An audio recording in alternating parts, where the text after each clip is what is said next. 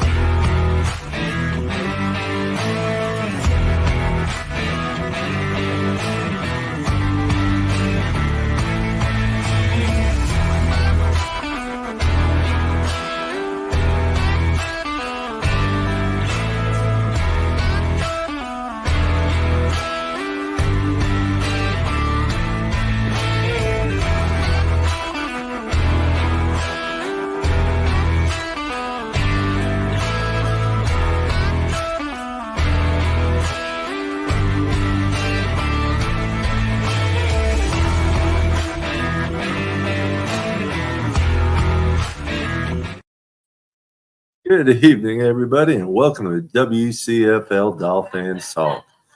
I hope everyone's having a wonderful day today. It was a messy one here in Brooksville. Well, out where I live, it was nice and hot and steamy, but right in town, they had a flood going on. Meanwhile, let's go ahead and bring up Mr. John O'Hanlon. What's up, everybody? How are you? How are you, Papa Paul? Doing good, doing good. A little better every day. How's the recovery from shingles going? It's going well. I mean, I got another week of viral medication and antiviral medication, another week of steroids to take. So, and let me tell you, those steroids are nasty tasting. I got to drink a whole glass of tea down with them just to get the taste out of my mouth. Meanwhile, let's bring on the princess, Miss Pamela Cons. What's up, Miss Pam? Hello, Dolphin World, Dolphin family. Welcome in, my friends, my Finn family. So happy to see you. You know, as always. I'll tell you how idiotic I am. Because of the preseason games, some of the bars still don't get all the preseason games and all because of blackouts and different things like that. Yes. Well, I couldn't watch the preseason game at the bar, so I came home and just watched the stats, not thinking about joining your page. Yes. I had the stream. Johnny O was there. Our wonderful friend Saul Dolphin Winters was there. Our wonderful Campfire Tom was there, along with a whole lot of other Dolphin fans. There was about close to 200 people there watching the stream. I think at the most I saw was 213. Oh, then you saw more than I did. Thanks for that, John. Yeah, well, I think the highest number I saw was 213. 213. You're so busy commentating. I mean, you can't keep a track of everything. Yeah, and so that's the thing. Like, I'm watching the game and I'm commenting on that, but I'm also watching all the comments from everybody watching the stream, and I'm trying to reply to everybody, so that we're in a full-on conversation. And sometimes those comments are coming in like my computer screen is going, brr, brr, brr. They're coming in fast. Yeah, everyone decides to comment at the same time, and it's like, okay, where do I start? Yeah. I was promoting WCFL, gave him all the times up there, and he did good with that. The podcast, and he did good with that.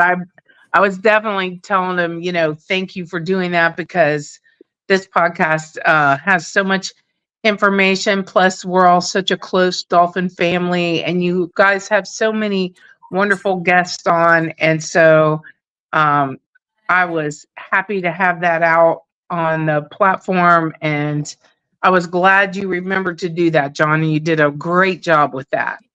You got to put it out there, let people know, Yes.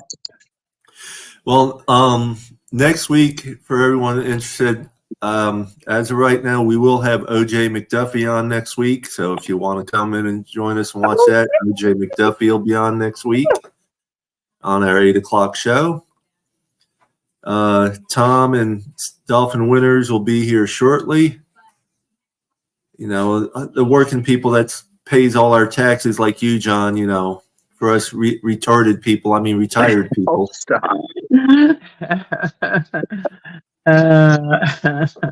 Exactly. You know, someone's got I to pay the bury all my taxes. money in the backyard in mason jars. I'll remember that when I come visit. Yeah.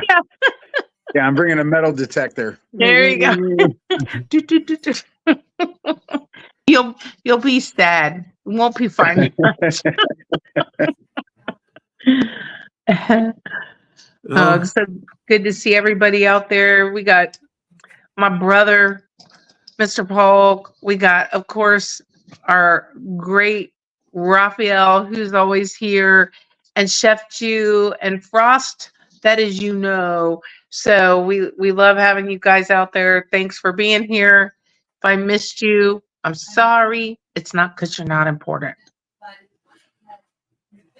And that's just on YouTube. So I have a hard time bringing it up in other places. But if you're other places, I love you. Well, I know we're supposed to have a special guest tonight. I'm not sure if he's going to be able to make it or not. I know I've been telling people about it, but you know, things happen. It is what it is. If he shows up, great. If not, we'll get him another time. Meanwhile, anything been going on that you heard of, John or Miss Pam? No, the biggest thing I saw today was all the injuries to the Minnesota Vikings and everything they're going through in training camp. Holy cow. Yeah. I did see some of that.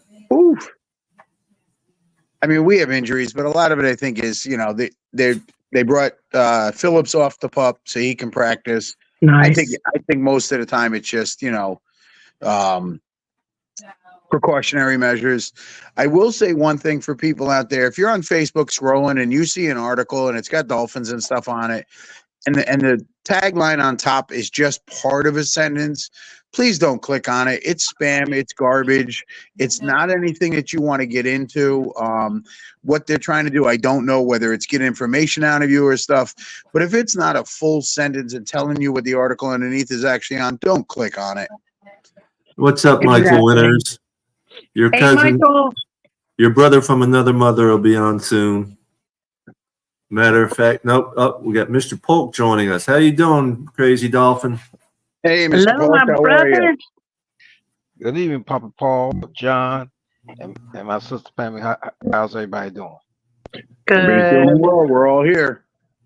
Yep, I hear y'all on that.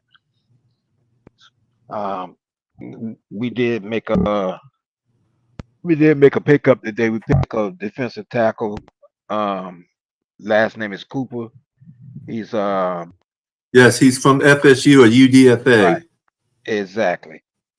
So, I mean, I'm just bringing that up. I'm not saying what you know. No, he goes by a nickname of Big Coop. He's 6'2" or 6'3" and 331 pounds. Defensive tackle. Yeah. Young guy. Look at my brother bringing in the news. I'm trying. I'm trying. Brian my best. Carroll, what's up, my brother? Appreciate that, Pam. Hey, that's how we get our info. You might see one That's thing, right. somebody else sees something else, and then we can all talk about it. There you Hey, go. Brian. He played at FSU. He was known as Big Coop, and I mean I don't know why he went undrafted or not. I don't know all about him, but I probably should since I do like FSU somewhat, but I haven't really followed him. Yeah, he was. I think he was on a couple of NFL team practice squad, and Yeah, because he's 24 years old. Yeah, It's like an old man.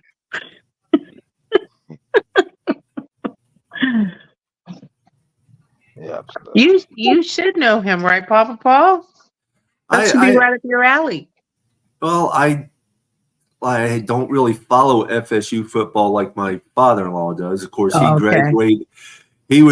His brother, who was 4 or 5 years older than him, was actually in the first class, co-ed class at FSU. Okay. FSU used to be an all-girls school back in the day, and his It brother. kind of is. I was going to say the same thing. I beat you to it, John. Well, that it sounds more like you're talking about the Gators than FSU. No. I told you what the Gators and FSU, all the students have in common, right? They can all get into FSU. and UF too. Oh. And where? And UF too. No. No. Yo, you got to be something to get into U of F. U of F is like. Hey, I was nothing, and I could have went to U of F. Well, then you was something. If you could have gotten in there, you was something, because you don't just walk into U of F. Man, that is a tough school. Even if you were the, valedictorian of your high school, you got to have so much more going on for you to get into U of F. It is a tough place to get into. Now, if you're a great football player, it's probably not so hard. I'm not going to argue with you about it. I'm hearing those babies. Yeah. My baby is almost 50 pounds now. That's a big baby. He is. He's going to be 5 months old at the end of the week, and he's 50 pounds. He's a beast. That's not a beast. Stop.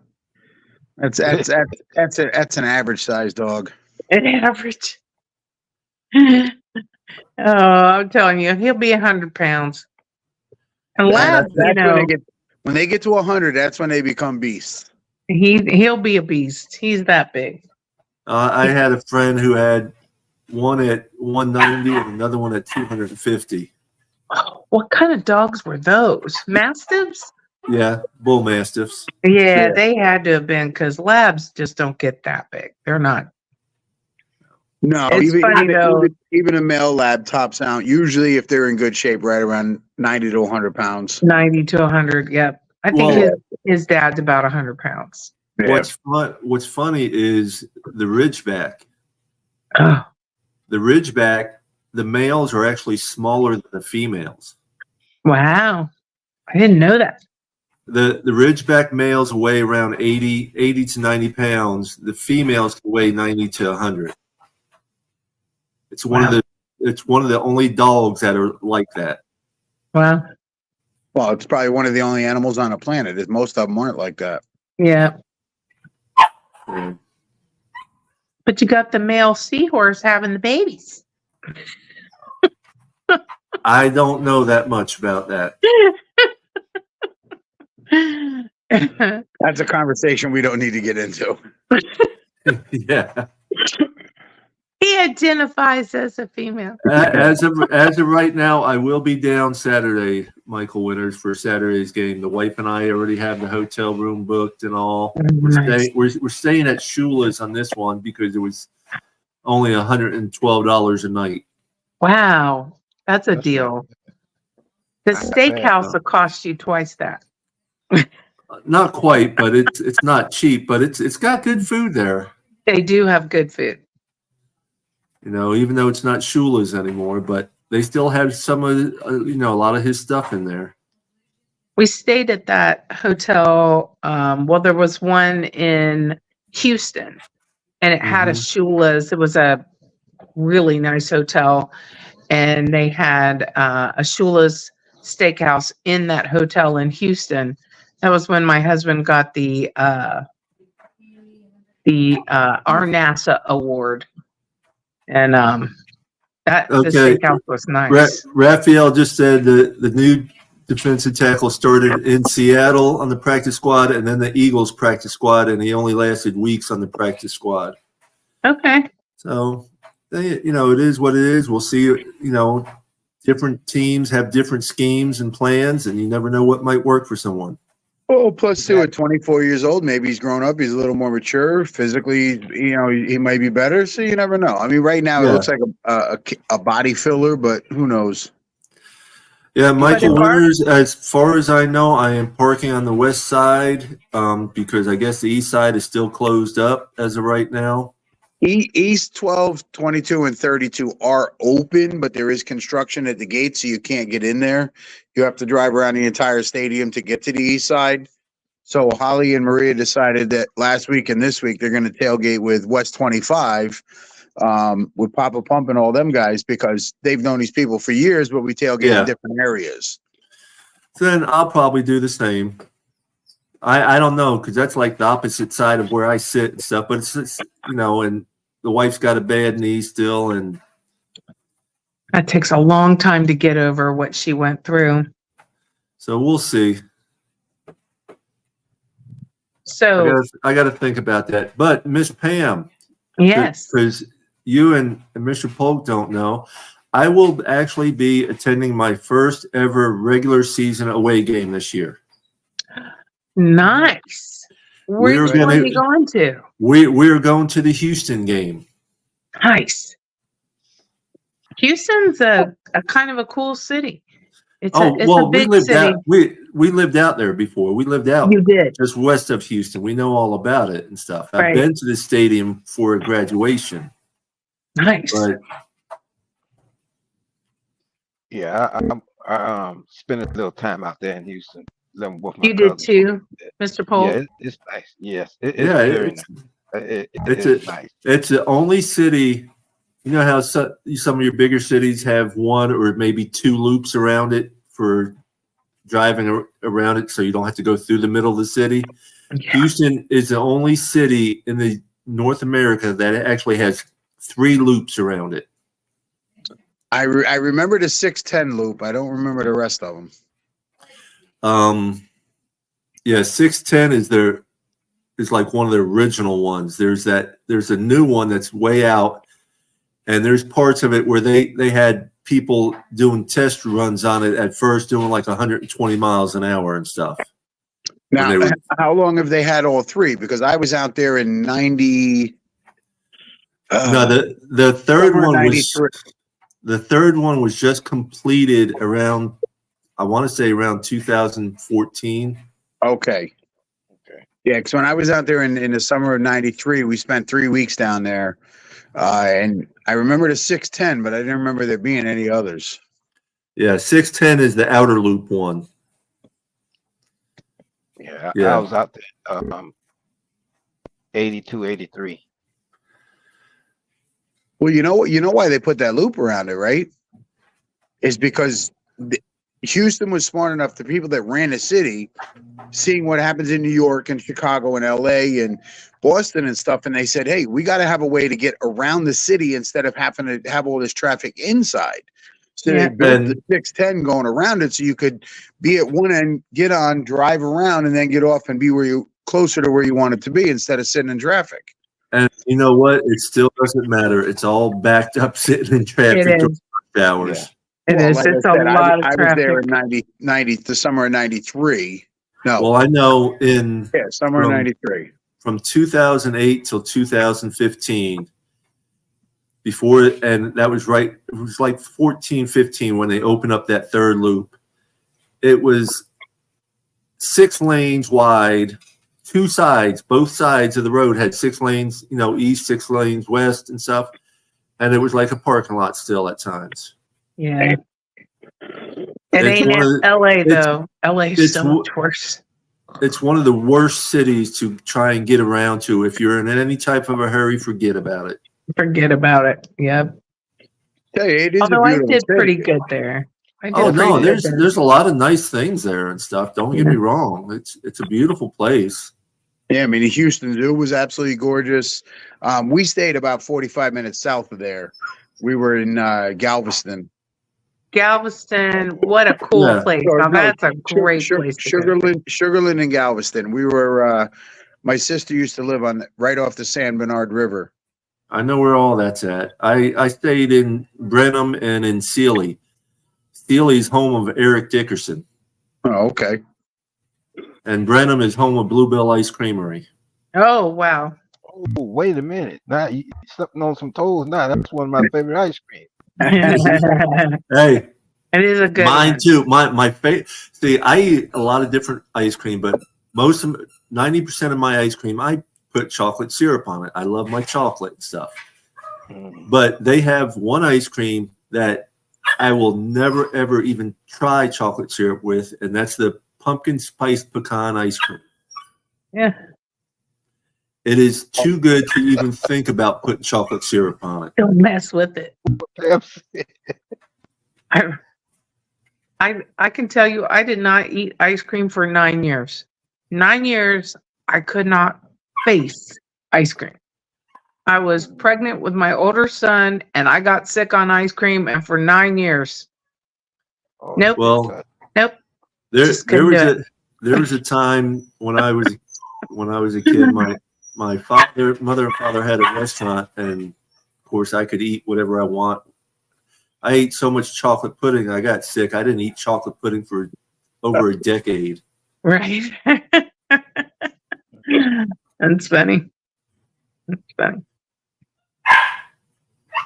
So what about so the preseason game? I had some great takeaways from that. Towards the end of the game, it got a little sketchy, Chippy. but at the very end, it got better. But one of the things that I noticed from the defense was their tackling, and I didn't see all the missed tackles. There was a part of the game towards the end that got bad, but I saw great technique in the defensive tackling. So what did you guys think? No, I agree. I mean, I was listening. I was on your, watching your stream, and the guys were flying around. I mean, they were hitting, they were tackling. There was a period there, like right at the beginning of the fourth quarter, through part of the middle of the fourth quarter, where we're like, even you were saying, "Come on, guys, what are you doing? You were just doing great." But they did Right. hold them. I mean, they didn't give up any points, but whether that was fatigue or switching guys in and out, I don't know. But overall, throughout the game, I mean, it was pretty damn good. Yeah. I mean, 32 was flying around. I think it was 34 was flying around. We got some younger guys that looked pretty promising. Yeah, they're playing second and third string guys. So, but their technique was good, right? So absolutely, that technique translates, and that is something that we haven't seen in a while, of really solid technique when tackling on defense. So many arm tackles, hand tackles. Yeah, I mean, people say that, but the problem is it's the NFL rules. I mean, they limit this, they limit that. Guys are afraid to get penalties and cost their team 15 yards on something. So it's they've made the game harder for the defense. But I agree. I agree. Yeah, when I was watching the game, actually I was watching the game with CBA. I got to catch up with my sister Pam. But yes, I mean the tackle was, to me, was A+. I mean, that was the best tackle I've seen in a while. So like I said, that was just one preseason game. I hope that they keep it up throughout the season. The good tackling. And moving on with the defense, another thing, I was impressed with the DC. I was impressed with how he was involved in the game, his responses to what was going on. We really didn't see that last season, right? So I was very impressed by just how involved he was in the game, and he was on the field. I like that too. Yeah, I personally like the DC being down on the field because they can talk to the players. They can ask them what they've seen, what was going on. When you're up in a booth, you got to wait for him to grab a phone. You're hoping the guy you want to talk to, somebody can get him and say, "Hey, get to the phone. The coach wants to talk to you." You're on the field, you can just walk over and talk to him. Right. Exactly. What's that And he hooked had up, Joe? emotions about plays as well, you know. Hooked up Joe. What's up, brother? Hey, hooked Not up. much. What's How you up, doing? Hooked Up Joe? Good to see How you you, doing? my friend.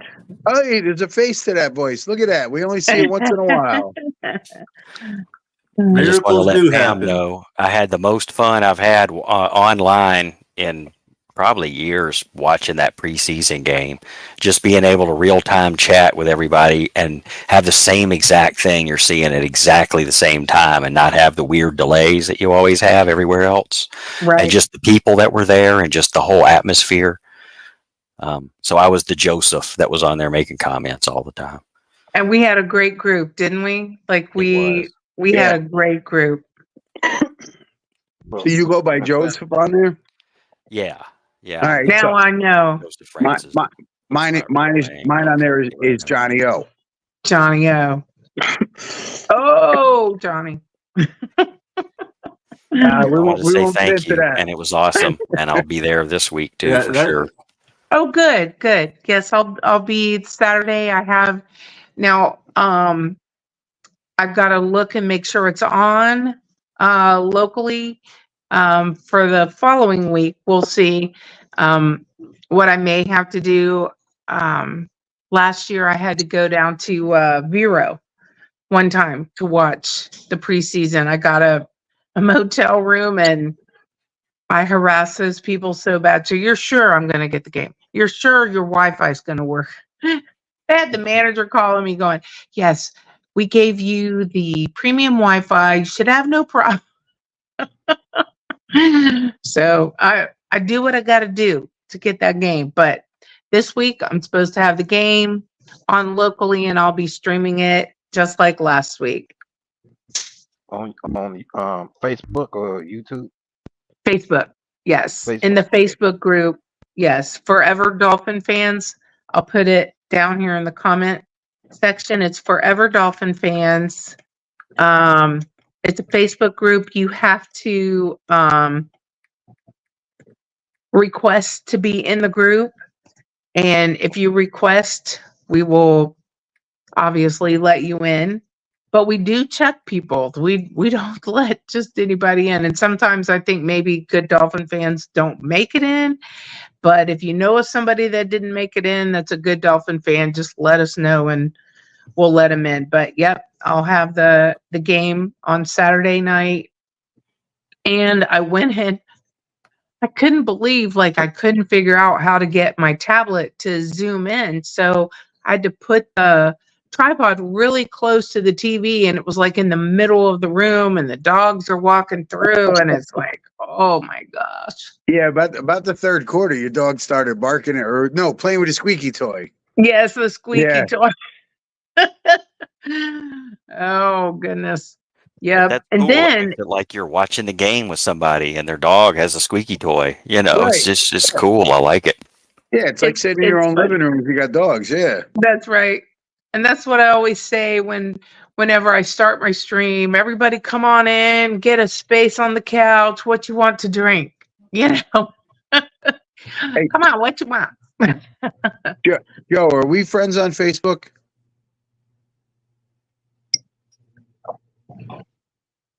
Did I lose you? Oh, sorry about that. I had my other mute going. No, I don't think we are. Look up my name. It actually, yeah. If you punch in my name this way, request me because I got to send you a picture. I'm going to tell you right now. One of my best friends that I grew up with, I met him in 4th grade. You guys could be brothers. Well, I swear to God, I know you're a doppelganger. that's crazy. funny. He's quite a mutt then, because I'm like Native American and Irish and all stuff all mixed up together. No, I mean, that's why I look different. He's got the bald head. He's got the goatee. I'm telling you, you guys could be brothers. I'm the same mud as you, Joe. Irish, Native American, that's me. I'm that same mutt. We're fiery, I'll tell you that.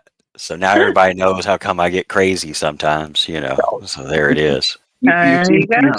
You see my last name? Oh, Yeah. Hanlon, he's good. Yeah. Yes. Irish. Yeah. Yeah. I even have the gap. Pam, what's the name of your Facebook? It's Forever Dolphin Fans. Okay. All uppercase. Forever Dolphin Fans. And it's a private group. Send a request in and I will make sure you get in. And then for the games, you just go in the group. You will find my stream on there. Just click on it. You can enlarge it, which I did a practice run today. I went on there and I, went live. I was able to get there was some adjustment. I did some research. There was some adjustment in the settings that I had to do, which is weird because I use that tablet every season. So it's something different Facebook did, but I got the settings switched, so I should be able to zoom in so everybody can see the picture better and not have it in the middle of the room. So it should go better. No, hey, Preseason. Friday night was great. Thank you. And it's I enjoy located it. back in Florida. It's cool because my dogs will be Friday night barking. was not great because I didn't see the game. You should have. Listen. You should have looked me up. Just because you had a senior moment didn't mean the rest of us didn't enjoy it.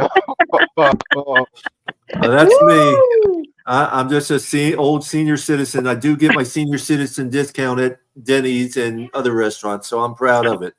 Hey, you know what? I got to start doing that too. The big one is getting the national park, $80. It's a lifetime into any national park. Our beach here is a national park. It's a national seashore. So it costs My wife got $20 every time you go to get on the beach. I paid $80 and I never have to pay again. Yeah, my wife has that. We got it. We went to Mount Zion like years ago, and it's a lifetime forever. And she was just in the age or whatever, and got it, and it got us both in every day. And just we get our state park pass too in Florida, Right. because we live by 2 state parks. Plus, every time we're traveling, you can just say pull into a state park. Always has great facilities. Yes. Joe, you're that old or your wife is? My wife is.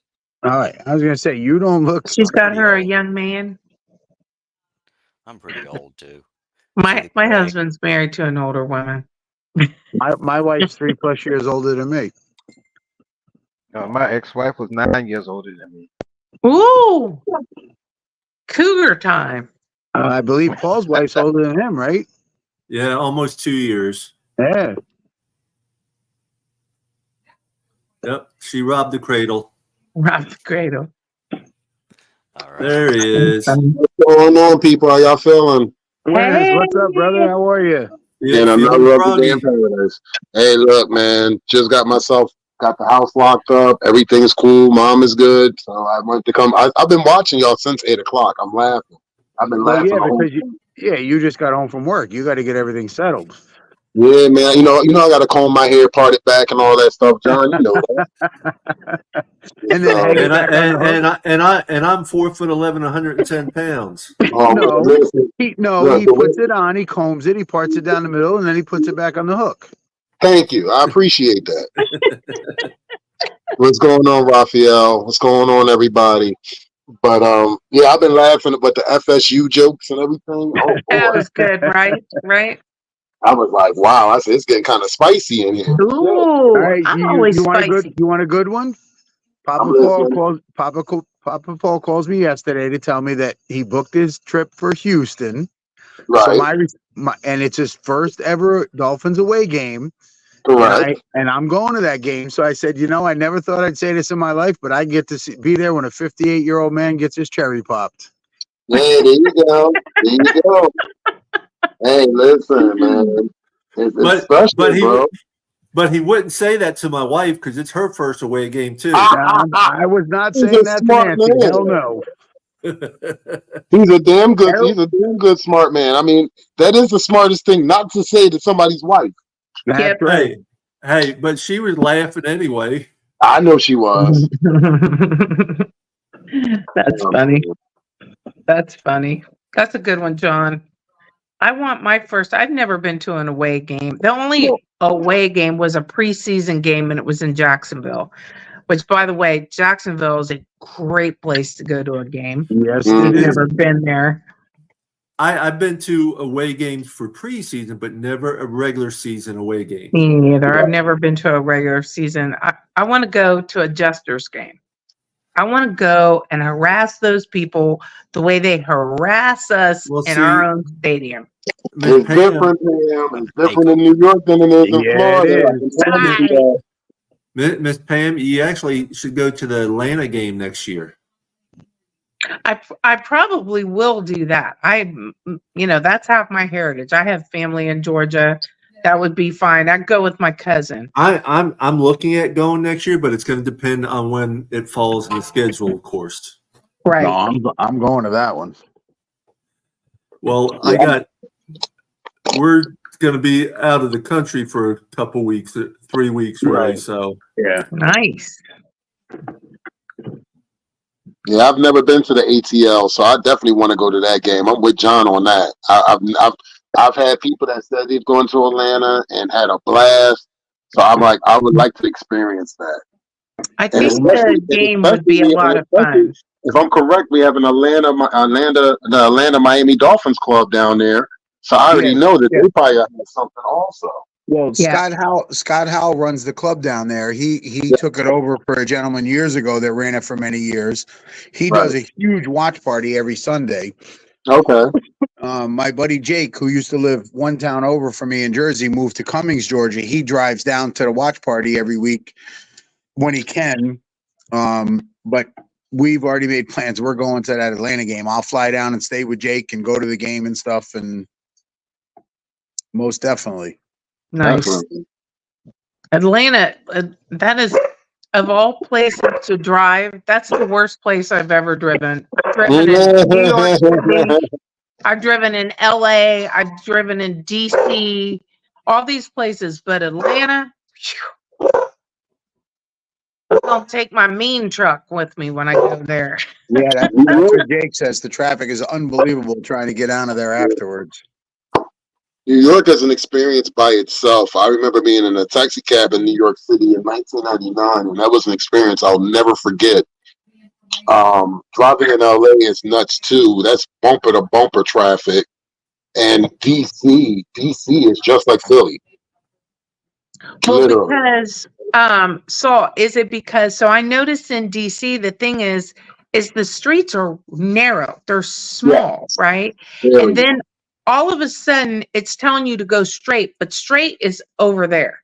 Right. And it's crazy because it's combining like newer highways with tiny old streets. So is that the same kind of thing with Philly?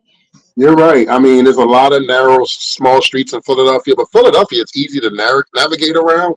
I mean, it's mostly north, south, east, and west. If you go down north and you can make a right or a left, 9 times out of 10, you can just take almost the same route. Washington is so different because it has a lot of turnabouts, a lot of roundabouts. So it can get real complicated going from northwest to southwest and southeast and all that shit. So yeah, you can get lost real quick in DC. Those roundabouts confuse me. I'm always like, yes, goodness. I'm with you on that, Miss Family. they're confusing. You just drive something bigger and older that nobody wants to wreck into. Like that's where I want to take like a jacked up 4-wheel drive with iron bumpers, and I'm just going because everybody else will be like, eh. If I make the game next year, I'll be that way in my truck. Good. That's what you want. My truck is too pretty. Everybody's like drives at you. They know that you're gonna be like, because you don't want them to hit your truck. But well, see, my truck will have a big bright orange bumper on the front, so they can't say they didn't see me coming. Yeah. Yeah. That's funny. That's what I want. big rusty iron bumpers, and maybe some of those things that stick out the wheels that are going like this. Oh, the Take spokes. out your The tires. spokes. They're The illegal spike. in a few. They're illegal in a few states. I don't think you can have spokes out like that. Oh, okay. Yeah, I know Yes, two exactly what copies. you're talking about. Yeah, me too. I used to see them a lot down here, but I don't see that many of them no more.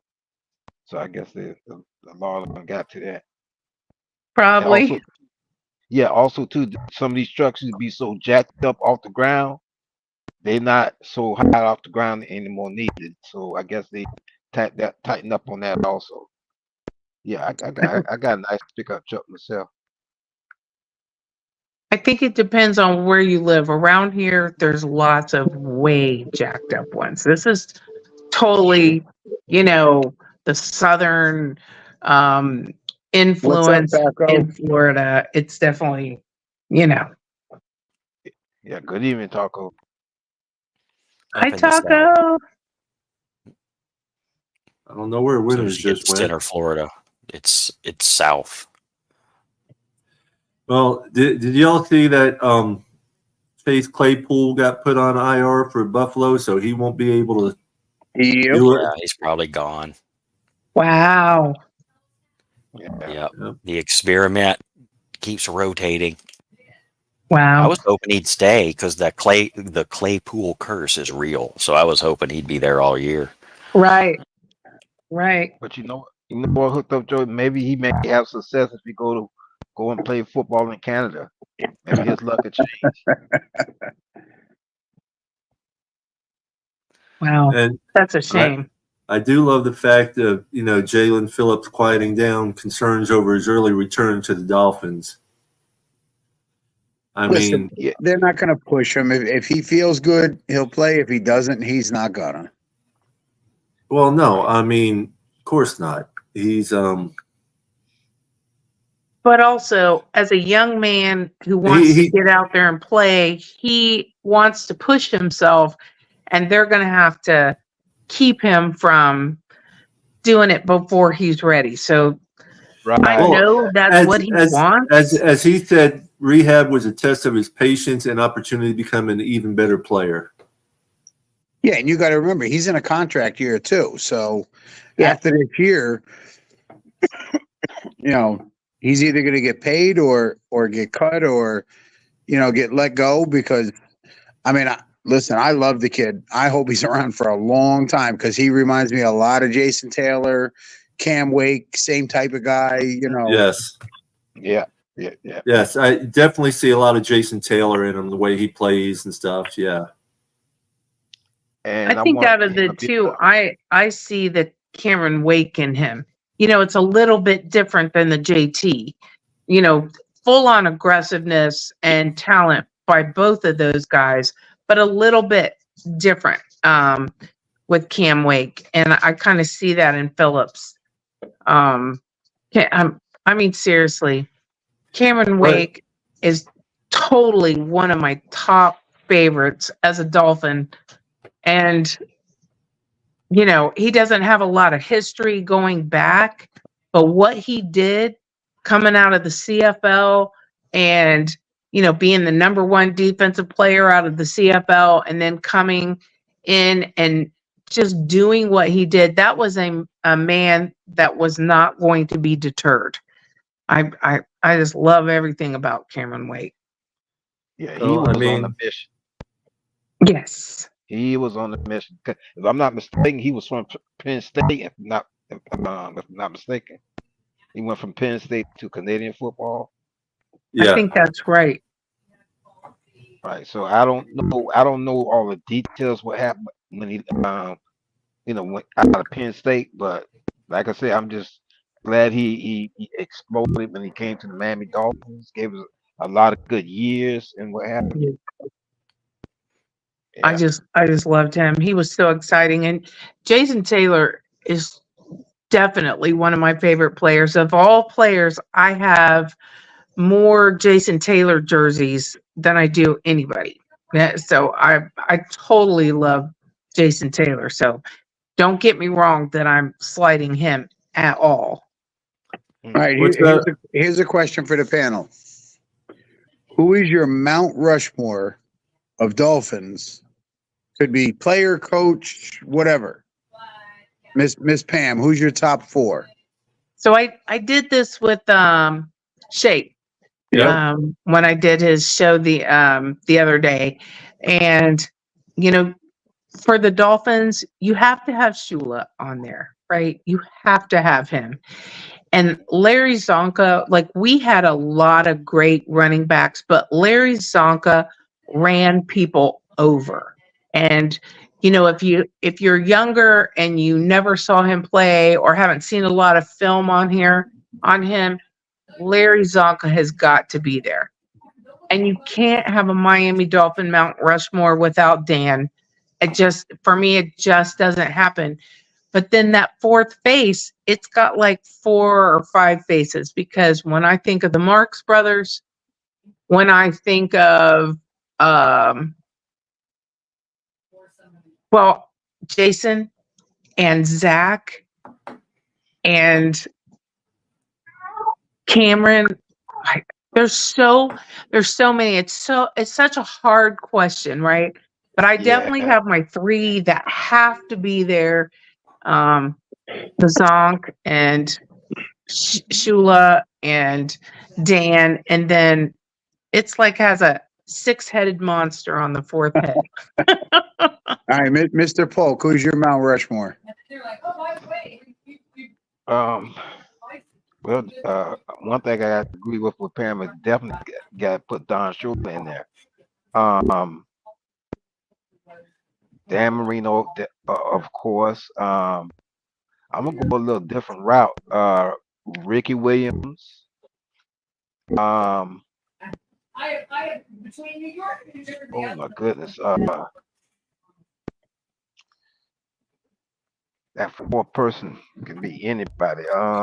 Well, see, that's the whole thing. When you've been around as long as some of us have been watching these guys since the 70s, there is not just 4 for a Mount Rushmore, I don't think, for us. Right. No. Just so many. Right. It's a tough question. And when I was on Shake's show, I know I have my top 4, but I can understand how, being a fan for so many years, there's a lot of guys you could put on that list. Oh, yeah. Yeah. Who was your 4, John? Mine is very simple to me. It's Shula, Marino, Zach, and Jason. Oh yeah, that's a nice. I mean, I can't argue with that. Joe, what about you? Yeah, those were pretty much mine. Shula, Marino, Zach, and then I went with Ricky Williams as the 4th one. Just kind of go with that era, because everybody has their own Mount Rushmore. So instead of trying to, I can't encompass the entire history of the Dolphins to try to make one that's Mount Rushmore. So I'm making Mount Rushmore, which is just a little carved out piece of history. Right. No, I absolutely agree, because you could talk to 1,000 Dolphins fans and you could have 1,000 people give you Shula and Marino, and then their other 2 might be different. Mhm. Yeah. Absolutely. I think And Shula see, and like- Marino are on most of them. And where I was mine was Shula, Marino. I had Zach Thomas, and I think I had Zonka in there. I think those were my 4. But I was just thinking what I would do now, thinking about it, is I would have Shula. I would have the 72 Dolphins, the 84 Dolphins, and then the current Dolphins. All right. See? Winners, what about you? Well, I always sit there and tell people my favorite Miami Dolphin player is OJ McDuffie. So OJ McDuffie and Marino are definitely the 2. Zach Thomas and Richmond Webb. Richmond Webb.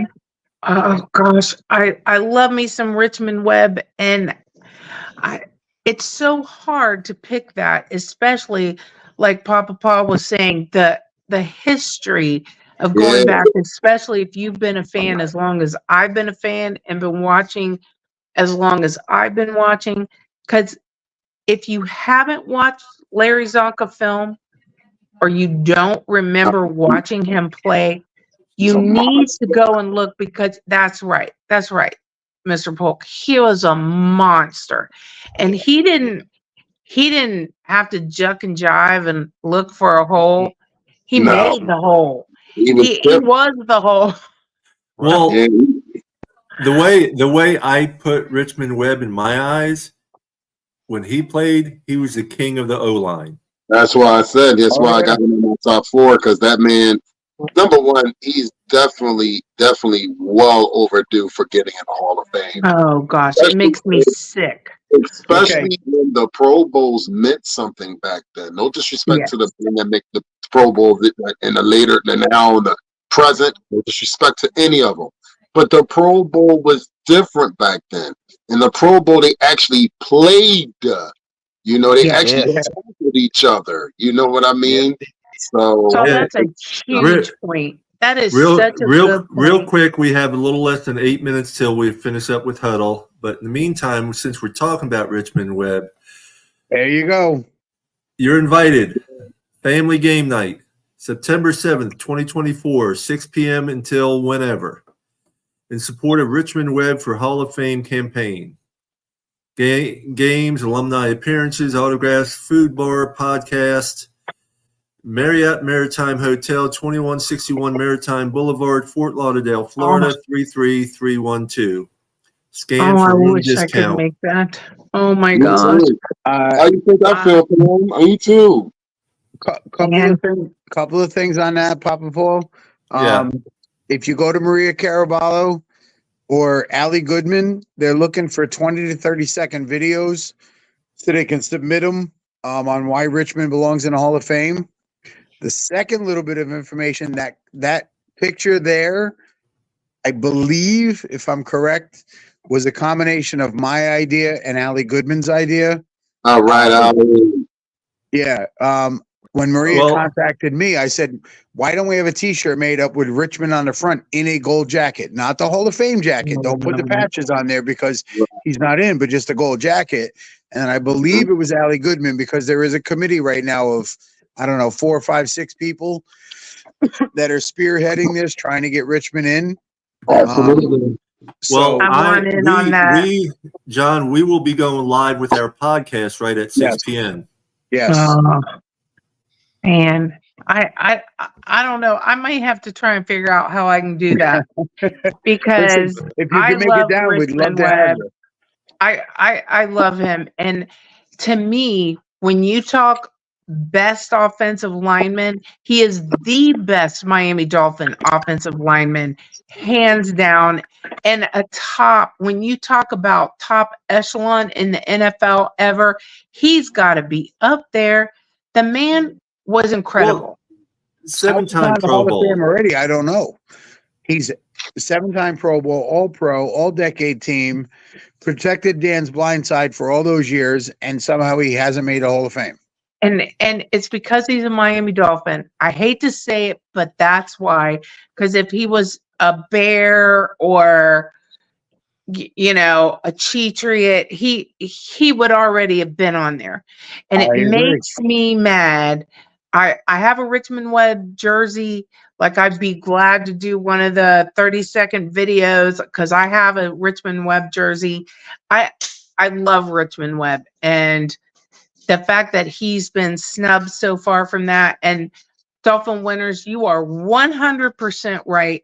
Back then, the Hall of Fame game and all the not the Hall of Fame game, the Pro Bowl selection meant something. Now, if the players that are going to play don't actually go, and so it's by default, people end up in the Hall or the Pro Bowl game by default a lot of times, and they don't really play. They're out there, I don't know, mixing pina coladas or something. I don't know what they're doing. They're not playing football. Exactly. But you are right on that. And Richmond Webb belongs on there, and whatever I can do to help support that man to go to the Hall of Fame, because talk about oversight and snub. The man belongs there. Yeah. And he's so involved all the way. He's on with Reason all the time. And I mean, it's just fantastic. And he should definitely be there. He's Well, a wonderful he's human. coming in from Houston because he lives down still in Texas, near the Houston area, I believe. He's coming in just for that weekend. Nice. Yeah. So Maria Caraballo, Holly Moynihan, Allie Goodman, they put this together and got Richmond to come in for that event. That is amazing. Those girls, That is wonderful. Mm-hmm. Yeah. And see, that's why I bring up every now and then how important, how needed the Lady Dolphins are in our community. You know, like you said, like you, Miss Pamela, and some of the Freaky and Miss Finn. You know, you guys are the pillars of the Dolphin Nation. So you know, keep up the good work and what have you. And to piggyback off of that, Mr. Paul, next week from the Ladies of Football, we're going to have Evie back on as a guest on next Wednesday's show. And if you didn't hear Saul, OJ will be too. All right. We were talking about it tonight, and he'd rather be on for a longer show instead of just popping in for a little bit and stuff. Very And nice. he put it on his calendar for next Wednesday. I have an All right. OJ McDuffie jersey as well. Love me some I'll be OJ wearing mine McDuffie. too, trust me. I'll be wearing mine that show. Mm-hmm. Oh, I listen. So If you haven't got a chance to meet OJ, he is one of the coolest alumni that we have. And super supportive of the team. Like Yeah. he's involved Yeah. But he's also super supportive of the fans. of the Yeah. fans. He will Yes. tell you all the time, without the fans, there's not a player that means anything. Right. Yeah. You know, OJ is he's that down to earth. He understands, hey, his popularity, his name is out there because of the fans. He is super cool. He is. Well, He is. I tell you, another one who's current player who I feel is very down to earth, very, very nice gentleman is JP. Oh, yeah. No, absolutely. You got that. I saw him at DCC. I talked to him a little bit. You hung out with him for quite a while. Yeah, I talked to him for a good 30 minutes at DCC, and he's just very down to earth, easygoing. And I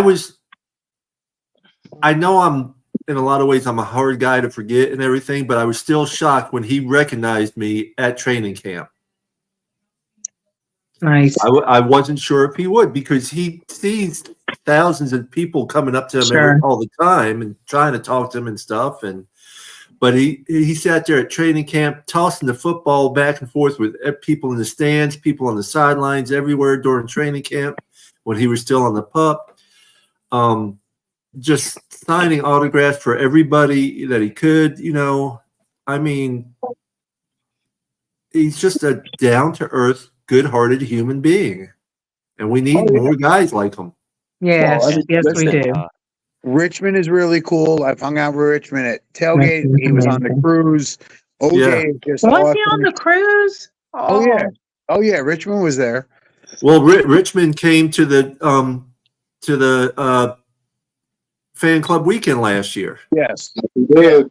He did. And- Yes, he did. And he was just great guy, taking pictures with everybody. You know, he was just having a blast. And OJ's that way. Sean Wooden is that way. Yeah. You know, well, they just- I sat with Sean Wooden and them, with Sean and Troy and them at DCC for a little bit, talking with them. yeah, Troy Drayton's another one. Really cool. We've had him on the show. You know, just down to earth people. You know, they're Tyreek Hill, when you're on Twitch, he streams on Twitch and he answers people's questions. He's playing video games and responding to what people type, and people ask him questions and he answers them like they're a reporter that just asked him a question. And he has no filter, and he's on Twitch, and he says all kinds of stuff and just interacts with fans and plays video games with them and stuff. And it's just like, I mean, like from a digital perspective, he's one of the most fan friendly players I've seen. It's That's amazing. good. That's good to hear that. I know my grandkids were just saying today, Wyatt and Walker are the ones that I'm bringing with me to the fan weekend this season. and they were both like, I hope we get to meet a player. I hope I get to, and they were so excited. If there's some way that, somebody can help me make that happen, that would be wonderful, because they're 9 and Unfortunately, 11. it's tough for OJ now because he does the pregame and postgame show. Yes, He used to come to East 12 all the time, right. but Yeah, now he's but got a you- show that he does. But you can actually go see him doing the show because it's in a trailer right outside the team store and everything. Oh, nice. Okay. Yeah, so I mean, there's different possibilities. We've had Mark Higgs at the tailgate. We've had Jeff Cross at the tailgate. Because of the people that are there, Allie and Gorilla Luke and Finn Sticky and Chucky and Stripe and all these guys. Biggie and Biggie, and these are all people. Chris Barker comes through. These are all people that hang out. A lot of them sit in the same section, so the alumni know who they are. So they always come through East 12. Right. That's nice. That's so nice. But yeah, they're so excited. They're beyond excited to come, and they're kind of newish into football. Their dad was always a Dolphin fan, and since Mimi is famous, that's what they think. Mimi's on TV. She's famous. It's so cute because they have the stream on. They watch my stream, and their dad puts it on for them, and they're like, "That's my Mimi. She's on TV." It's so cute. That is cute. And I'm excited for them for the simple fact that I knew how I felt. So I'm excited for them for that experience and for them to have their first time experience at fan club weekend, their first time experience at the tailgate, their first time experience. Well, I know they've probably been to a game or so, but they've never been to a game. No, Never. This is first everything. I'm even more excited for them, man. I really am. So, trust me, I remember it like it was yesterday, and it definitely felt like it was yesterday. Well, and it sets like a fandom for a lifetime, right? So that kind of thing is the kind of thing that sears that into your brain for the rest of your life. You're a Dolphin fan because of things like that. And then they get to meet the crazy Dolphin family on top of it. So trust me, they're going to want to be a part of it forever. I can promise you that. Exactly. If they're coming fan club weekend, that's awesome. Yeah, they're coming for the whole weekend. My husband and I are bringing Wyatt and Walker. They're 2 of my 5 grandkids. They're coming because they're the Dolphin fans. The other ones are Cowgirl fans. Oh, who raised them? So I think I dropped my younger son on his head when he was younger. I think more than one. So back then when he was a kid, the Cowgirls were winning everything, right? So we'd be watching football, and whoever was winning is who he would pick as his team. Well, Cowgirls were winning back in the 90s, early 90s. Yeah. They were winning. So that's how he became a Cowgirl fan, and I supported him. That was his team, so I'd buy him the stuff and all that. But I'm not done with those 3 grandkids on that side. I'm not done with them. We'll see. That's funny because my middle son is a Packers fan because he was sitting on the couch with me watching the Super Bowl when the Packers won when Favre was the quarterback. Oh. He was like 7, 8 years old, and Favre's running around the field looking for somebody to give a hug to, and he's now 33, but he's a Packers fan. Oh, wow. Favre, one of my favorite quarterbacks. I gotta admit that. And everybody forgets that Favre was drafted by the Falcons, not the Packers. No, he was drafted by the Falcons. Hey, I forgot about that, Saul. I forgot about that. I have a Brett Favre rookie Falcons jersey. Rookie jersey card. The card. Yes. If I remember right, he was there for 2 years before they traded him. If that. Oops. Yeah. And then all of a sudden, he just sat there and just went crazy in Green Bay. Just blew Yeah. up. And the rest is history. They let him go. And then he just went crazy. Yeah, I was about to say that too. Mm-hmm. But Yeah. I want to touch on something that Pam brought up a little bit earlier about Zonka. At that time, and for those in the chat room who don't know, the Miami Dolphins had Larry Zonka, Mercury Mars, and Jim Kick as running backs. Yeah. And that was a dangerous threesome right there. It was yeah, Because the one year Mm-hmm. Zonka ran for 1,000 yards, Kick ran for 1,000 yards, and Mercury Morris, I remember, was like 860. They almost had 3 guys at 1,000 yards apiece. Exactly. Crazy. Well, that it's funny you bring them up, Mr. Polk, because I'm going to have the pictures of on my truck on one wheel well is going to be Greasy, Zonka, Larry Little, Mercury Morris, and Wow. Jim Kick.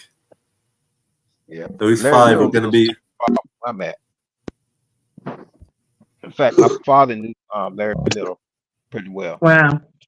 Yeah, I those have a 5 Larry are Little going to be on jersey, one. too. Those 5 are going to be on one side of the truck. On the other side of the truck, I'm going to have Marino, McDuffie, Webb, Zach Thomas, and Jason Taylor. Jeez. You're not putting Shula Nice anywhere? grouping. I got to figure out where I'm going to put them. Right on a hood. Yeah. Good ornament. Well, Good ornament. That's right, Joe. he can only do so big of a head on the hood and stuff on any Doesn't board. have to be huge. A bobblehead for the hood ornament. Yeah. Or you could put them. They got a way of doing the windshield. The windows where Yeah, you can which see it from the outside, but you can be able to see from the inside. You know. It's which I might have him put Shula on the back window. Mhm. That There would you look go. good. That would look real good. Because everybody's looking at Shula from behind. That's right. That's right. What right. a great comment, Joe. Wait, Hello, does Miss Don Evelyn. have son coaching Hey, right now? Evelyn. Hi, Evelyn. Thanks for everybody that's watching. Thank you guys for tuning in to the 39 people and that's watching from all the different social media outlets. We appreciate you guys. Please continue to hit that like button and come over and subscribe to us. We appreciate that as well. And thank you for all the support. Oh, Miss Hit the Pam, I likes. just joined That's your forever fan club. Oh, good. Did somebody already approve you in there? I don't know. As soon as we're done, because I do it on my phone, and I'm doing the StreamYard from my phone. As soon as we're done, I'll go and look and make sure you're in there. Okay. Yeah, that's a message for you, just in case. Okay, good. Ian, what's going on, Ian? We see you in the chat, brother. Appreciate Yeah, you. Ian. What's up,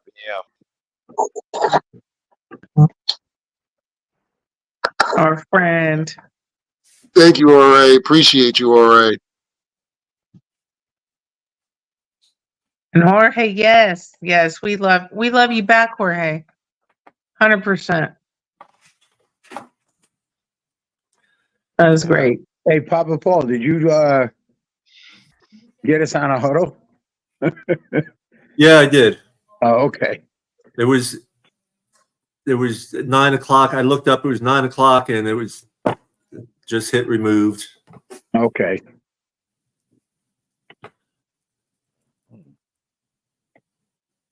That's cool. I do love the intro, Papa Paul. I mean, it's amazing. Well, that's their thing. I got to come up with a new regular intro also for us and stuff.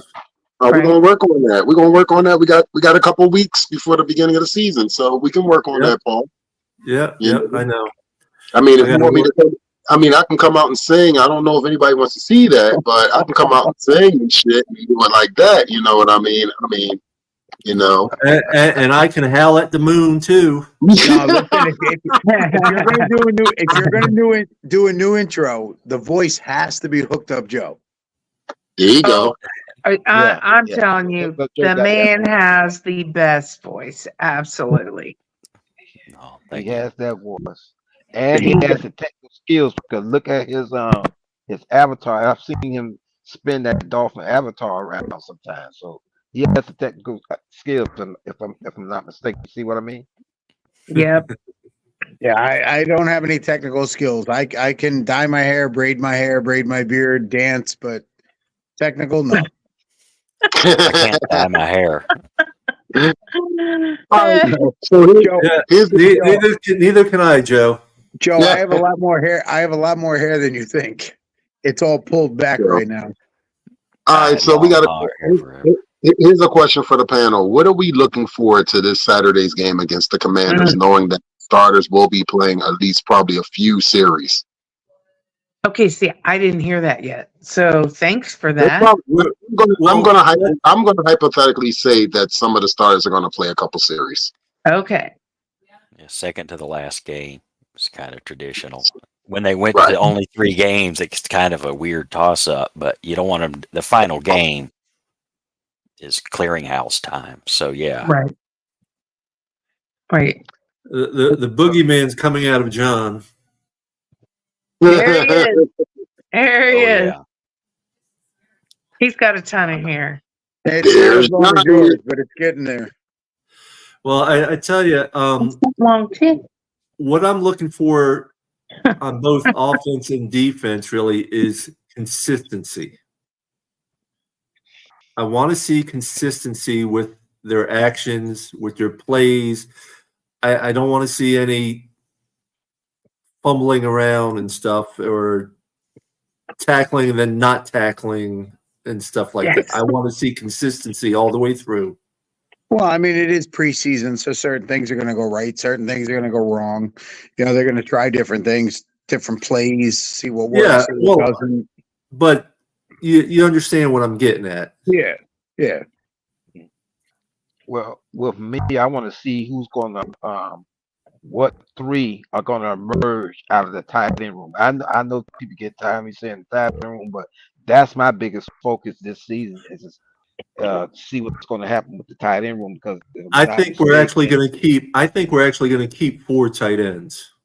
Oh, you think we're going to keep 4 tight ends? 4? Yeah. I don't think of 2 or 3. Oh, well, I think more around 2 or 3. Well, 3 basically. Wow. Well, we're only going to keep 2 quarterbacks for one. We're not going to be keeping a third. Keeping 3. Or is it 53? I'd have to see if I can find my stuff again, but our biggest issue to pick is running back. We have so much talent in the running back room. I felt bad for Chris Brooks Friday. He had a couple of really good explosive plays, but then, I felt bad for him towards the end of the game, that he was trying to get through and he didn't have the line that he needed to do what he wanted to do and what he's capable of doing. So I felt a little bad about that.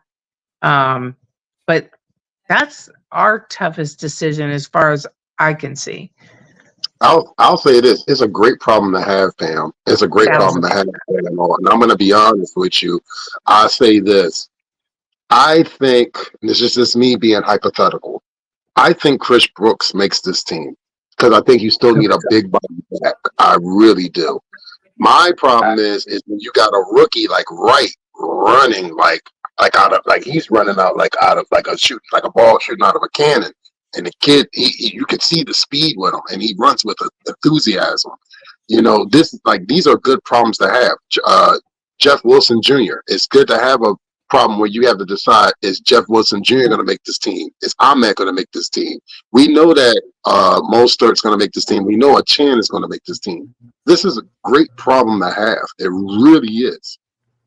So, how many running backs do you think we're going to keep?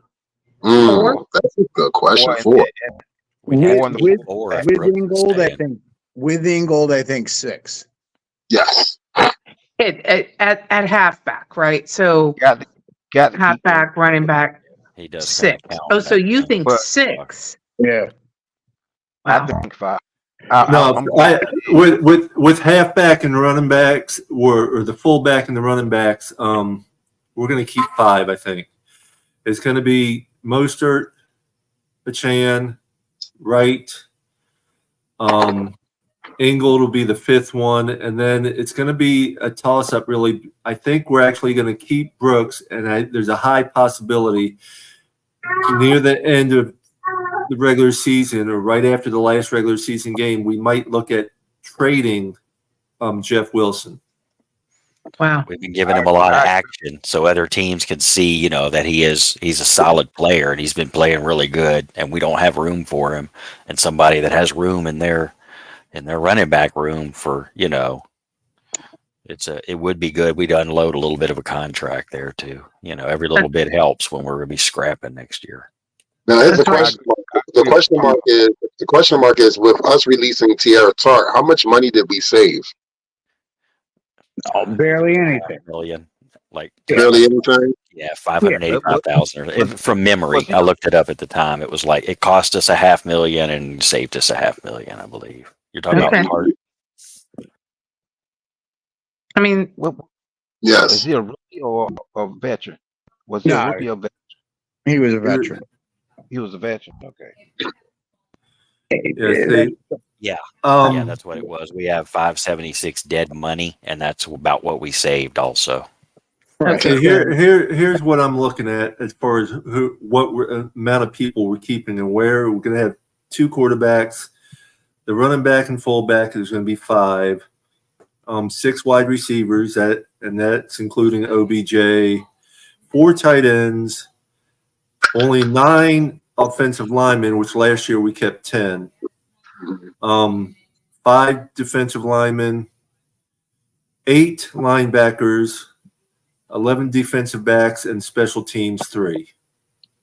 so why keep that number of tight ends? I mean, I did like in the preseason game the way we, McDaniel definitely changed it up and did some things on play calls that I liked, and I hope that he continues in that vein.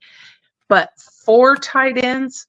I think this is his 3rd year where he really implements the tight ends more into the play scheme, and he's going to be rotating them more. I hope so. And when if you're going to keep one less offensive lineman, then your tight end room helps the offensive line from a blocking perspective. They're kind of almost an extension of the offensive line. So the tight end, depending on your scheme, can kind of cross over. You can see, besides the fact that you got to keep 8 in order to get your 48 on game day or whatever, offensive line matters that way. But you could have one crossover for a tight end. As long as he's a big dude, that can handle it, right? Like you said, can be a blocker, a good blocker. Well, Durham Smite's a good blocker. Yeah. I love I was watching Durham Smite on film on somebody's channel the other day, and then I got off and went on YouTube and looked at film. Durham Smite is one very good blocker. I mean, he is. Go look at him on YouTube. His highlights. He is a very good blocker. Very good. Great player. And he came in the same draft as Gesicki. In fact, they brought him in because he was complimenting Gesicki because Gesicki was good with his hands, but he was a good blocker. Then, like I said, we brought Durham Smite in. As the seasons went by, he started getting better with his hands, but he is one very good blocker. And so I don't see him not being on the team. Oh, he'll be on. He'll be on. He's number 1 on the depth chart. And Julian Hill is not a bad tight end for us as well. Also, exactly. You know, he's a guy. He's a guy that you can bring in because I'm like this projecting wise, and this is hypothetically. Your two tight ends, starting tight ends right now, are going to be Smite and Janu Smith. Okay. I project we also keep Julian Hill and Tanner Connor. Right. Okay. So So I like Connor a lot. I was a little concerned about him getting nicked up in the game. Was that more of a cramping kind of thing? I Do we haven't know? seen anything on the injuries, so I'm guessing it was cramping, and that's what I thought at the time. But Yes. It kind of looked that way, didn't it, John? Like, yeah, I mean, you're playing in 90 degrees with 90% humidity. Yeah, cramps are easy to come by. Mhm. yes, I think that's one reason we have too many injuries is because we put our guys out there in that ridiculous heat. I mean, it sounds wimpy, but they should be playing in the air-conditioned freaking dome most of the time. They should get some outdoor conditioning, but the sun, it sunburns your eyes. You can't see as good. You literally need to wear eye protection or your eyes get sunburned. That could be affecting them in the game. There's like all kinds of reasons they should not be out in they don't put their guys out there when it's negative 30 degrees, you know what I mean? And so you got that people don't look at the heat the way that sun is just killing them. it is I'm rough. I'm going to agree to disagree, and I'm going to tell you why. You have to learn how to play in the elements. This is the reason why we are who we are right now. You have to learn how to play in the elements. So when you do play in the elements where it's 20 to 30 below, and I don't say stay out there every practice and freeze or burn your ass to the ground. I'm not saying that. What I am saying is for you to be conditioned, you have to adapt to the elements. Other teams have to adapt to the elements when they come down to South Florida. We're going to have to adapt Thursday night in Green Bay. We're going to have to adapt when we go to New York, last game of the season. We're going to have to adapt whatever weather condition we are going to come across, either at home or on the road. So I get what you're saying, and I agree to a point what you're saying, Hooked Up Joe. But for us to be the upper echelon, to be the bullies, to be the team that we want to be, we got to sit there and go balls to the wall. No excuses. Embrace that. I mean, they do embrace it. The team players, they don't. They're out there. I wish it was hotter. I wish it was hotter. I did see talking about tight ends. I saw an interview with Hill just today, I believe, and he was saying, they asked him what the coach asked him to work on in the off season, and he was like, he told him to watch Kittle, watch what he did, and watch how he blocked, and just kept talking about blocking. I mean, he said block, block, block. And they were like, what about catching your, first NFL touchdown or whatever? And he's like, that would be great, but being in the game and just doing what I need to do, block, block, block. You know what I mean? Yeah. That's Yeah. just the whole mentality is. I mean, that's kind of why I was talking about extension of the offensive line, because that's really his position there, kind of in his own mind. But then you have the flexibility for him to catch the ball and do something completely different, which you don't get with offensive line. So it is kind of cool concept. What's up, Maria? Hi, Hey, Maria. Maria. and I want to piggyback on what Dolphin just said just a little while ago, because I mentioned it before. I don't like the idea of that being our crutch. Is that when it comes down to cold weather, we just we can't get past, we can't deal with it. But and I know football has changed. It's changing, period. But if you really want to go to the Super Bowl, you will find a way to win, regardless of the heat or the cold or if it's raining out. You will find a way to win. So the players and the coaching staff, if they want to make it to the Super Bowl, you got to find a way to do it. You can't just use cold weather as a crutch, not to make it, not to get to the promised land. You have And to find a way to go along with that, Mr. Polk, you're so right. But it also includes you got to find a way to win when the referees are, cutting you off at the knees.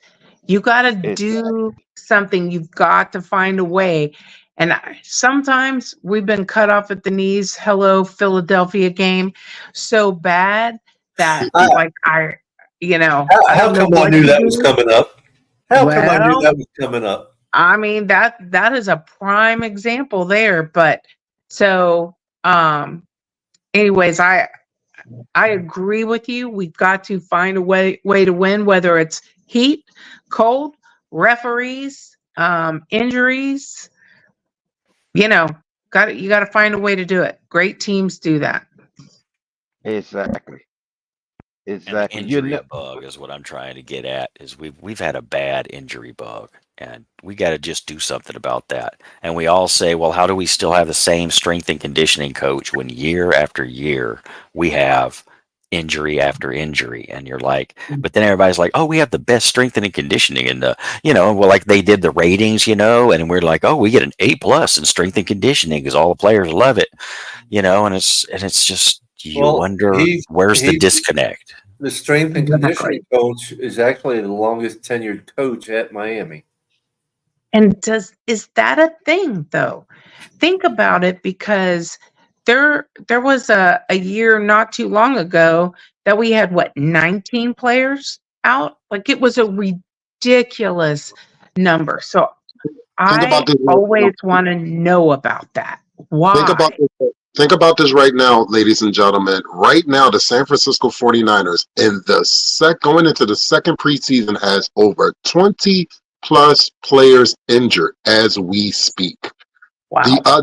Just today, the Minnesota Vikings just lost their first round quarterback. Their draft pick was a quarterback to a season-ending injury. We watched a gentleman just this past Friday for the Atlanta Falcons, linebacker, have a season-ending injury. So we have been, knock on wood, we have been lucky. And I pray to continuously do so. So hopefully, we don't get hit with the injury bug like some of these other teams are right now in preseason. Yes.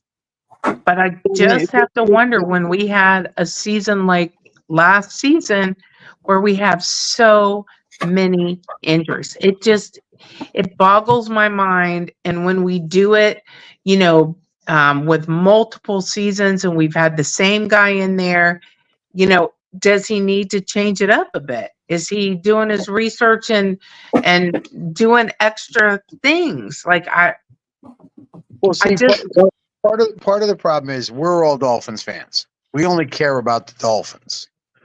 You go around the league and look, there's plenty of teams that have injuries. Maybe not quite as many, maybe not as many season-ending injuries as we've had the last couple of years, but injuries happen.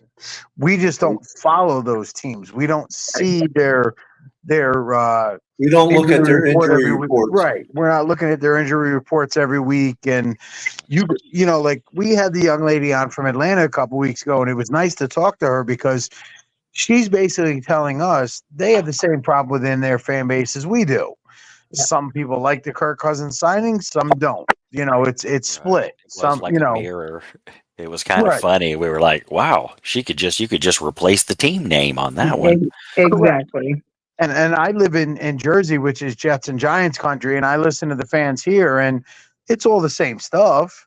It's just a different team. Try being a Jets fan where 4 plays into the game, you lose your starting quarterback. You ain't never lied. I'd rather bathe with a toaster. But imagine being a Jets fan last year and you have these high hopes. You got Aaron Rodgers coming in, and 4 plays in, he's done for the year. Yeah, they had a starting quarterback go out every other week for like the first 13 weeks or something. It was like there was like 8 starting quarterbacks out. And then, sorry, Winters, go ahead. No, you go ahead. Go ahead. No, I'm done. I was just saying that one thing. No, and basically to piggyback off of what you said, they have high hopes for this season. Same thing. And I mean, I seen the dude in the video about a month ago, damn near crying. All I want is a Super Bowl. They have won 1 Super Bowl, and that was when Joe Namath was the quarterback, and that was 1968, 69, if I'm correct. 69. So with that being said, we complain because we haven't seen our team. We've seen our team go to the Super Bowl, but I was too young for the last time we went to the Super Bowl. And I was a kid when we went to the Super Bowl in the 80s. So I want to be, as a visual old adult, to be able to say damn, I seen my team playing the Super Bowl, and hopefully we can say we seen them win the Super Bowl. So I get it. As a fan of any team, they want the same hope, same results that we do.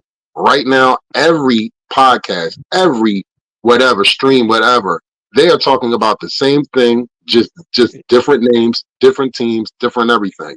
They want the same result. So I get it as a fan. I really do. So I pray, knock on wood, that we don't have the same experience that they have. You know what I mean? We went through a roller coaster 2 years ago with Tua with the concussions. I hope we don't ever have to go through that, but it could be a possibility. You never know. Yeah. I noticed they Well, all been wearing the concussion hats. And I Smart. wonder if that happened. Bonner went out with a concussion. And I'm Yeah. wondering, did he have a concussion hat on? Or I didn't notice concussion hats on. And I think like after Bonner went out with the concussion, everybody they just said, okay, everybody's wearing one of those hat things. And it doesn't look that crazy. I mean, when you looked at the pictures of them, they look like, oh, the alien head. But then when you see the picture of practice and they're all have them on, it didn't look weird at all. Right. If everybody's an alien, nobody sticks out. They didn't seem that big. They seemed smaller than ones. It's according to, I forget who it was. I read an article on it. There's several players who don't like wearing them. One, it's 10 pounds. 10 pounds on your 10 head? pounds on Oh, your head just It's with going to be that. rough on the neck. I mean, that's what I'm about to say. That could Okay, be that's a that could be disadvantage some there. down to your neck. yeah.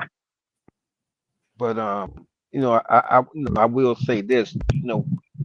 Right now we have a talented roster, similar to the rosters we had back in the 70s.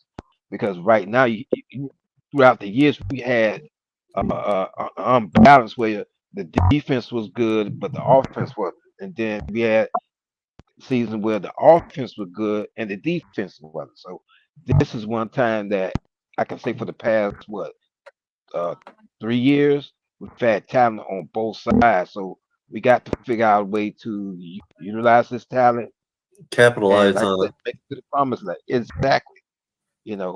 Make the right calls. Utilize these players. I'm gonna say Chris Brooks. Use Chris Brooks in the red zone. Use him in the third and short. He's big enough. Use him. Yeah.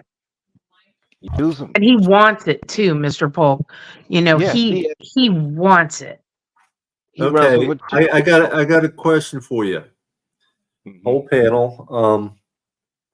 Ahmed, he doesn't make the 53. Does he make the practice squad, or does someone pick him up? Someone picks him up. I agree with that. Yep. I think I he's don't a think great he's right utility on back. that. Yeah, I think he's a great utility back. I think he gets you like some of the yards that you really do need in like short yardage situations. He can be utilized in another system on another team. Like I said, this is a great problem to have. It's a shame that some of the people that's on the roster right now might not make this roster. And like we discussed this, Paul and John and everybody on this panel. I think we're going to be very surprised on who makes this team and who doesn't make this team. Which is Now- a testament to Greer. We kind of, we badmouth Greer a lot.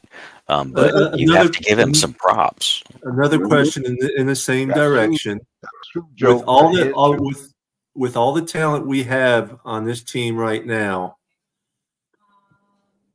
do you see any particular, if any, UDFAs making the team? Maybe. See, that's hard because we don't see what the coach would see at practice. Yeah. Mhm. But I'm going by what we have seen, like in the first preseason game, and what we've heard through practices and stuff that are open practices. No rookie. I'm I going don't to answer think that no question rookie after this UFA piece. is. Okay. I mean, I think this year it's hard pressed. yeah, because we're so deep in so many positions. Where the undrafted agents have come in. Like we're so deep in so many of these positions that I think that it's really hard for them to make it. But like John said, we Armando, don't see. our Is Armando? international, our Armando, our Armando! international. Hi. Armando, what's up, brother? Love Armando. Sign Tanny. There you go. And to piggyback on Miss Pamela, also got to consider that once some of these teams start dropping players, we might be grabbing some of their players and to come to our team. So that's another thing we got to keep keep a thought. Oh yeah, there's a lot. There's a lot of different scenarios that can go on and stuff. It just because Especially on the offensive line. we've always had good luck with our UDFA's actually. No, we've been Yeah, we good have. at that for years. Bill was the UFDA. And that's why I'm just curious on everyone's opinions if they think a UDFA actually makes the team this year. Not this year. Maybe. We have some that we Maybe. kept the previous years that are going to make it, but no new rookies this year, I don't think. Yeah. You know what? And like Paul just said, they look at the game differently than what we looked at the game. We look at the game as fans. Those gentlemen that are looking at all these players, the 90 people that they got to pick through to make a 53-man roster, they got some huge decisions. That's why I said this is a great problem to have. It really is. You know, It is because in the past it was like, okay, we know who the 53 are going to be. This is this, and now it's like it's more like, okay, who is going to be the 53? Mm-hmm. You know, it's, Yeah, because we only Well, and had two the thing that that's go ahead, Mr. Polk. Go ahead. no, I was saying we only had two tight ends last season, but look how many we have now. Yeah. Yeah. We better use them. You better not be keeping somebody that you don't plan on using. And that makes me happy to think that we are going to utilize the tight end position more, especially with a player like Smythe. I mean, I think that guy is amazing. So I hope that this is a turn in McDaniel's play calling where he is going to use all of the weapons, and we got some weapons. I'm hoping. Armando, we know you're from Mexico. We appreciate you supporting the Dolphins as long as you have. Armando started out like I first saw him on my stream, and then I met him. We all met him last year at the fan weekend and everything. His beautiful family. Armando is a great person and a great Dolphin fan. We love seeing you, Armando. He was there Friday on the stream. I know him. I know him through Dolphins Nation Mexico as well. Yes, great fan group. They represent so well. I love when they come in a big group and they're loud and proud and singing, and I love it. Looking forward to seeing that weekend, definitely. In fact, they have their version of Dolph Freaky. I forgot her name, but I've seen her on a podcast about a year or two ago. What you about to say, Dolphin Winner? If I'm correct, was it Dolphin Chica? Is it Dolphin Chica? That might be her. It might be her. She's like a Mexican version of Dolph Freak. That's right. She wears a cowboy hat, which she has a cowboy hat on sometimes. I like the shout out, definitely Mrs. Sarah Busey. If I pronounce the last name, I apologize. If I pronounce the last name wrong, I met her and talked to her on Twitter. She's a beautiful, wonderful person, diehard Dolphin fan, just like Miss Pam. Met her the weekend that I surprised everybody. So she was really, really, really, really cool. Really cool. Was there that weekend, yes. And again, this goes to show just how popular our Miami Dolphins are worldwide. Worldwide. We are very popular. We're more popular than some people realize, and it's growing. Yes. Yes. And we are worldwide. I don't know if you guys noticed Good evening, Friday Miss on the Mona. Miss Hi, Mona, haven't seen you in a Mona. while. Mona, what's Hey, up, Mona. lady? So I don't know if you noticed on Friday night there was a young man that was in the service. He was in Korea and he was on this listening to the stream. So we are worldwide for sure. Yes. Yes. Definitely. We definitely are worldwide, without a doubt. That is one thing. Like I What's said, I've missed you too, Mona. Can't wait to see you week 2. Okay, real quick, Yeah. I want to make a couple announcements. Okay. First of all, September 22nd. That's our first away game. That'll be our first watch party over here in Brooksville at Opinion Sports Bar and Grill. Mhm. So everyone's more than welcome to join us there. October 19th, that's the Saturday before fan club weekend and all. If anybody is around the Tampa area or wants to come down October 19th, I am doing a polycystic kidney disease walk. So if anyone's around, they want to join me, just get hold of me. Anybody or me or my wife, and we can send you all the information you need to join. It really doesn't cost anything to join, but I have the team listed for only $500 to raise, so any and all donations helps.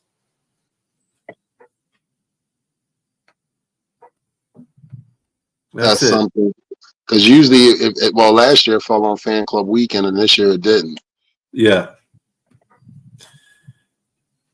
Oh, that's right. Yep. Well, fan club weekend this year, I think, is a weekend later than it was last year. Yes, it is. Due to leap year. Because we're in leap year this year. That's right. It's also due to scheduling too. That's true. Oh, that's right. Time should be changing soon, also. Yeah, November 5th. I think the first weekend of November. You got till November. We're good. Yeah, I mean days are getting shorter already. Trust me. Because on October 20th is an away game. Mm-hmm. So, Which game is that? It's, Hold on. I'm pulling it up. November can't get here quick enough. Though Yeah. we're at the point now where you can't turn your air conditioner on until October until 20th November. is the Colts game. Yeah. that's right. Yeah. Here it is. I'll be in Indy. Anybody going to be there? Not me. Maria, we can mention it again. We did mention it earlier in the program. We did mention about the 7th, about the event that you and Holly and Dolph Ricky put together. We will definitely mention it again. Everybody is invited September 7th. We are having a family game night, and also we are trying to get our brother from another mother into the Hall of Fame where he rightfully belongs, Mr. Richmond Webb. We will be doing the podcast also from there. I will be in Philadelphia, but I know Paul and John will be in Florida for that podcast. So it should be a very, very fun evening. There is a discount also for the hotel. You can look at the flyer, or Maria, get in contact with Maria for more info. And definitely it should be a great time. It's all right here on the picture. You can actually scan the scan the code for a room discount right there. I'm telling you, if they see that picture right there, he's in. He's in the Hall of Fame. Just off that picture right there. It hurts me seeing him do that. I know it kind of hurts me too. If you've ever met Richmond and spent any time with him, at his age now, there ain't no way he's doing what's in that picture. You know what they would be saying, John, what they would be saying is, if he could do that now, he could still play. Yeah. There you go. Well, that's what I said when I met Vernon Carey at the training camp. To me, he looked like he still could play. Well, He's if you still a look at relatively young guy. Zach looks like he could still play. Zach yeah. looks like he could Zach. play. Jason Taylor. Definitely looks like he can still play right now. Like right now. Like suit him up, put the jersey number on him. Let's go. Have you seen how thin Pouncey's got? I think Oh, both yeah. Pouncey's brother, Yeah, both they both got of them. down. You're like, man, how could such a thin frame be that big? You know, it's Yeah. like it's an That- amazing that- transformation there. They have their bourbon company. Yes, yes. Their liquor. They have a liqueur too, correct? Not this draft, but the draft last year when I went down to the little draft party they had and everybody was up in Canton.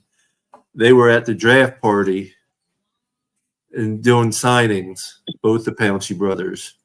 Nice. Love them. Go Gators. Gators They great. were very good centers. Yeah, Gators are real good eating. It's great to be a Gator hater. if they don't eat you first. I learned how to water ski in a lake full of gators. Yeah, you have I fun did with that. too. Absolutely, I did too. But I call that friendly fire. Yeah, have fun. Have fun, you guys. Y'all have fun. I'll be looking at y'all on the land. Be like, yeah, okay. Y'all crazy. All you got to do is jump out the boat right on top of their backs and hang on. No, I'm Just okay. hang on. This is not a video game. This is not hit the reset. This is not no. I'm Yeah. good. I'm Good okay. luck with your poker, Maria. Good luck. My day-to-day job is dangerous enough. I'm not getting in the water with gators. Thank you. If, Yeah, if mine you too. swim in Florida in a lake or pond, you've been in the water with gators. That's just Yeah. all there is to it. You go to the river, you go even the Huge Indian alligators. River, you know, the intercoastal. There's gators out there. They're all over. Well, Yeah, we go to this up in park and Tampa, they're huge. Mm. up in Tampa, and some of the developments there that have small ponds, they put small gators in there until they reach a certain size, and then they snatch them out and put another small one in there. Right. So, yeah. Oh, I remember doing housing construction and there's a small pond in the back, and I'm calling the gator to me, and everybody thought I was crazy. Well, you are Nope, if you're it's that. calling him to you. He was only about 2.5 foot long. Yeah, but eventually he's big. I had to go. The community pool was being construction, and it was no more than thigh deep on me where the water was because it wasn't filled up, and I had to go walking in there and chasing a 4-foot alligator out of there. Okay, I mean that's Chihuahuas bite your ankles. It doesn't mean I'm calling them over to me. You ain't never lied on that, John. I'm with you on that. And if you're calling the real small ones, you also calling the mama too. I'm just saying. You don't want no part of the mama. I'll get in any water with any gator. Hey, I'll be on land and watch you. I'll have the video camera going. I'm not saving you because I can't Eating swim. his legs chips. Be over there eating his chips.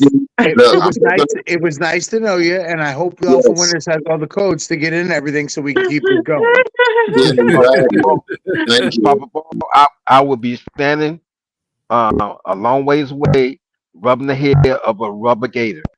There you go. Doing the gator chomp, right? Doing the Once gator you see in chomp. the souvenir shop, exactly. That's the closest I come to a gator. The closest I'm getting to a gator is when it's on my plate with a little sauce. I'm trying to have some. I've never tried it, so I really want to try it. If it's cooked the right way, it's so tender and good. Oh man. That's rabbit. Rabbits. Soak them in buttermilk. That's what you got to do with the tail. Soak it in buttermilk.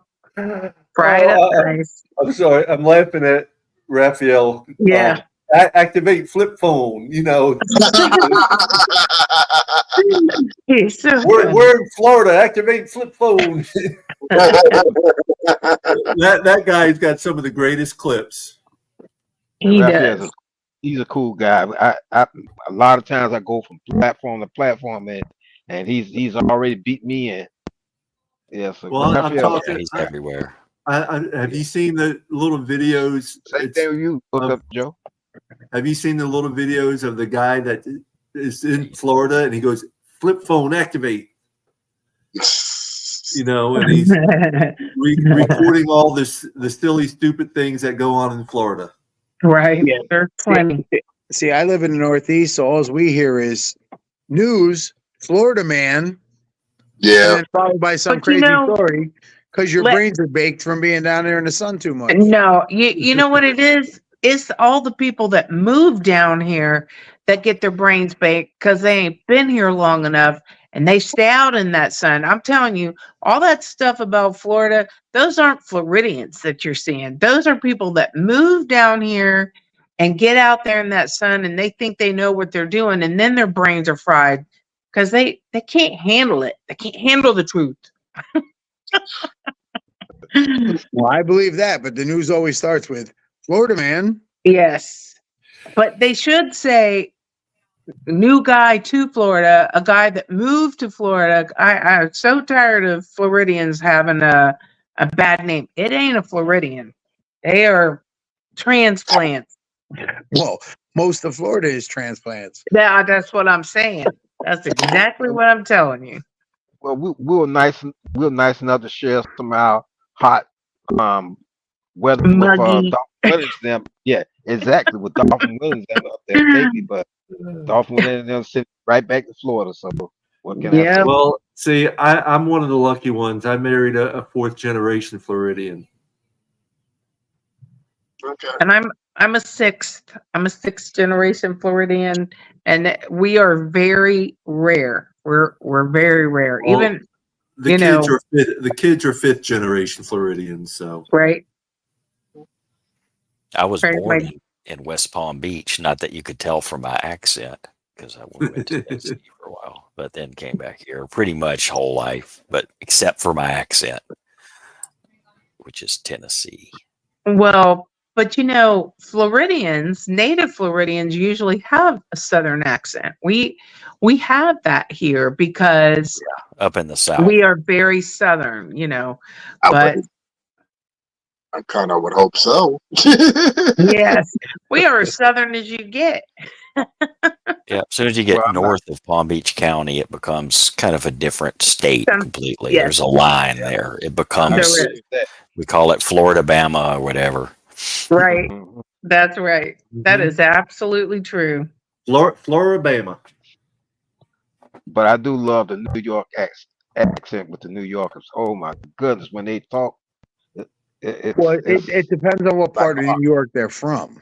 Absolutely. Right. I'm When we say sorry. New York, we're always talking about New York City. You go to northern New York, and it's just like rolling hills, and Yeah, but it's even New York might as well be City in has so many California. different. New York City has so many different accents. Depends on which borough you're from. It's true. I actually go for the German and Swedish accents. I kind of like the Italian accent. Right. Nobody for the French? Oui. Excusez-moi, s'il vous plaît. Oh, and also the British accent too. Oh my gosh. That's somebody they will tell you, the British will tell you that across the tracks in one town the accents are different. All those accents are different. You try to get a handle on a British accent, it just depends on where you're from. That's They're facts. very different. But I love them. I love all accents. I love to hear a Cajun, Louisiana Cajun accent. Ooh, Oh, yeah. I love that. Right. The southern accents are like between Tennessee and Texas and West Virginia, and it's just nuanceical differences as well. Alabama, Georgia, they're all different. North Carolina, South Carolina, they're all different. Well, But you anybody can who's, tell. we're going to call it, go ahead and start giving last thoughts. We're going to shut it down at 10 o'clock. Anybody who's came out to see Vernon Carey, I'm sorry he must have had other things come up. So You missed me, Vernon. Yes. look out next week for OJ. I know OJ will be here. He put it on his calendar, he said. So Okay. Yeah. meanwhile, any last words? Just Hooked a up, shout Joe? out to Bowens making it into the Ring of Honor. Just Yes. that was Yeah. great to see. And thanks Arizona game. for the stream, and thanks for being here, and thanks Pam for your awesome stream. And I'll see you the next game. I'll Thank see you all. next game, Fins up. Joseph. Peace, love, and Fins up. Love and fins up, buddy. Mr. Polk. yes, like I said, we got another preseason game coming up. Hopefully, I can catch my sister Pamela's stream so I can enjoy being hanging out with my sister and what have you. Like I said, it's preseason. The season gonna start soon. College football is about to start. I'm gonna be in football haven. Let's go football. Yay. Yep. So thanks for having me up on the show, you guys. I see some of y'all on other platforms and chat room. I've been joining on the Twitter talks a lot lately. I'm not too. I'm a little weary of Twitter, so I have an account with them, but I kind of stay off of it. But I'm not saying that to discourage anybody else. No, But I just been joining the Twitter talks because I'm not showing. I don't have to use a camera or anything. I just sit there and listen and chime in when I have something to say.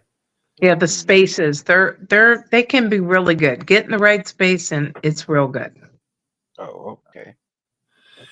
But you have a good night, Mr. Polk. Peace, love, and fins up, brother. Good night, brother. What's up, Mr. Paul? Love and fins up. All right. Yeah. Miss Pamela. Yes. So I'm really excited about this season. I thank you guys for coming on the stream. It was so nice to have you there. And John, I really enjoyed your comments on the stream. So I hope to see you Saturday, and anybody else that can make it, I hope to see you there. And Papa Paul, I appreciate so much you and Dolphin Winners this space and the chance to say what I love and talk about Dolphin football until I just can't talk about it no more. Well, that'll never happen because you can talk about it 365 days a year, 24/7. Yeah, absolutely. Thank you guys. Love you guys, and peace, love, and fins up. Peace, love, fins up. Damn. Anybody else with anything? Thanks for Miss Pam for streaming. She'll be on Saturday. You can watch it. Birthday shout out to Stephen D. Haven't talked to you in a while, brother, but I know it was your birthday, so happy birthday. You made another year around the sun. And other than that, I love you two guys. Brother. I love what we do. And let's keep it going. Peace, love, and fins up. Love, fins up, Fins up, brother. Well, another great night, Mr. Winners. You know what? I mean, I think everybody said everything, and I just want to thank everybody that tuned in tonight. Sorry for the mishaps with Mr. Vernon Kearney, but you know things come up before a podcast, so hopefully everything is okay. Next week we will have OJ McDuffie on and Evie from the Ladies of Football. Papa Paul, I love what we do. I appreciate you. I can't tell you enough how much I appreciate you, and I want to thank Maria, Holly, Ali, and to everybody that supports and help out, not just us, but the Miami Dolphin community as a whole. So with that being said, appreciate you, brother. Love you, brother. Peace and love to everybody. And as always, check us out Saturday night, 6 p.m. before the preseason game with myself, Papa Paul, John O'Halen, maybe Ethan Steep and Tom O'Gara. You never know who shows up.